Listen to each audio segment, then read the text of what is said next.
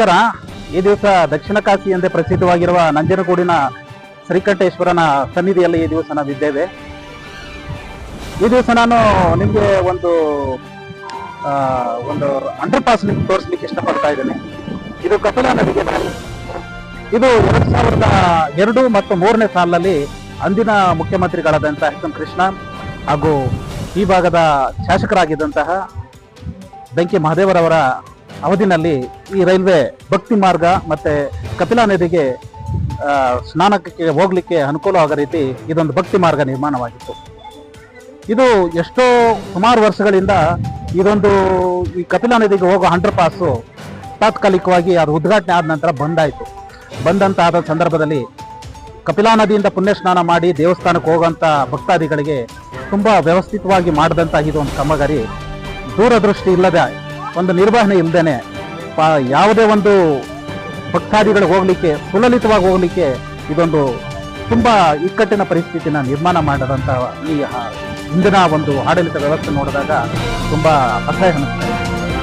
ಈ ಒಂದು ಭಕ್ತಿ ಮಾರ್ಗ 2004ರಲ್ಲಿ ಉದ್ಘಾಟನೆ ಆಗಿದ್ರೂ ಕೂಡ ಅದು ಈಗ ಅದಕ್ಕೆ ಒಂದು ಮುಕ್ತಿ ಕೊಡ್ಲಿಕ್ಕೆ ಮಾನ್ಯ ಶಾಸಕರಾದ ದರ್ಶನ್ ಧ್ರುವನಾರಾಯಣರವರೇ ಬರಬೇಕಾಗಿತ್ತು ಅನ್ನೋದು ನಮಗೆಲ್ಲ ಹೆಮ್ಮೆ ಅನ್ನಿಸ್ತಾ ಇದೆ. ಯಾಕೆ ಅಂತಂದ್ರೆ ನೋಡಿ, ಚಾಮರಾಜನಗರ ಸಂಪರ್ಕಿಸುವ ರಾಷ್ಟ್ರೀಯ ಹೆದ್ದಾರಿ 150 ಇದೇ ಭಕ್ತಿ ಮಾರ್ಗದ ಮೇಲೆ ಹೋಗ್ತಾ ಇದೆ.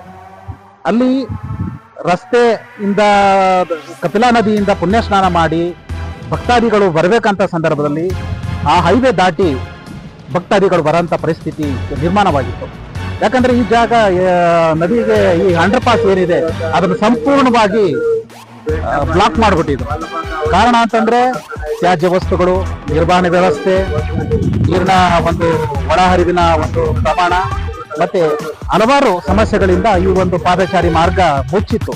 ಮಾನ್ಯ ಶಾಸಕರು ಹಲವಾರು ಬಾರಿ ಈ ಜಾಗಕ್ಕೆ ಭೇಟಿ ನೀಡಿದಂತ ಸಂದರ್ಭದಲ್ಲಿ ಇದಕ್ಕೇನಾದರೂ ಒಂದು ಶಾಶ್ವತ ಒಂದು ನೆಲೆ ನೀಡಲೇಬೇಕು, ಒಂದು ಶಾಶ್ವತ ಯೋಜನೆ ರೂಪಿಸಲೇಬೇಕು ಅನ್ನೋ ನಿಟ್ಟಿನಲ್ಲಿ ಈ ಪಾದಚಾರಿ ಮಾರ್ಗಕ್ಕೆ ಮುಕ್ತಿ ನೀಡಿದಂಥ ಸಂದರ್ಭದಲ್ಲಿ ಈ ದಿನ ಸಾವಿರಾರು ಭಕ್ತರು ಕಪಿಲಾ ನದಿನಲ್ಲಿ ಪುಣ್ಯ ಸ್ನಾನ ಮಾಡಿ ಈ ಅಂಡರ್ ಪಾಸ್ ಮುಖಾಂತರ ದೇವರ ದರ್ಶನ ಮಾಡ್ತಾ ಇದ್ದಾರೆ. ಮೇಲ್ಗಡೆ ರಾಷ್ಟ್ರೀಯ ಹೆದ್ದಾರಿ 150 ನಂಜನಗೂಡಿಂದ ನಮ್ಮ ಚಾಮರಾಜನಗರ ಸಂಪರ್ಕಿತ ರಸ್ತೆಯಿಂದ ಈ ರಸ್ತೆಗೆ ದಾಟಬಾರದು ಅನ್ನೋ ಉದ್ದೇಶದಿಂದ ಒಂದು ಪರ್ಮನೆಂಟ್ ಆಗಿ ಫೆನ್ಸಿಂಗ್ ಹಾಕಿದ್ದಾರೆ.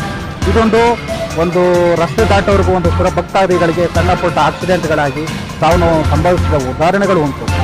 ಆ ಒಂದು ಏನಿದೆ ಎಲ್ಲ ಒಂದು ಅಡಚಣೆಗಳನ್ನ ಒಂದು ಸೂಕ್ಷ್ಮವಾಗಿ ಪರಿಗಣಿಸಿದ ಶಾಸಕರು ಇದೊಂದು ಯೋಜನೆಗೆ ತುಂಬಾ ವ್ಯವಸ್ಥಿತವಾಗಿ ಪ್ಲಾನಿಂಗ್ ಒಂದು ದೂರದೃಷ್ಟಿ ಯೋಜನೆಗೆ ಸಹಕರಿಸಿದರೆ ಈ ಮೂಲಕ ಮಾನ್ಯ ಶಾಸಕರಿಗೆ ತಕ್ಷಣ ತುಂಬಾ ಅಭಿವೃದ್ಧಿ ಕಾರ್ಯಕ್ಕೆ ಮೆಚ್ಚುಗೆ ವ್ಯಕ್ತಪಡಿಸ್ತಾ ಅವರಿಗೆ ಧನ್ಯವಾದಗಳನ್ನು ಹೇಳಲಿಕ್ಕೆ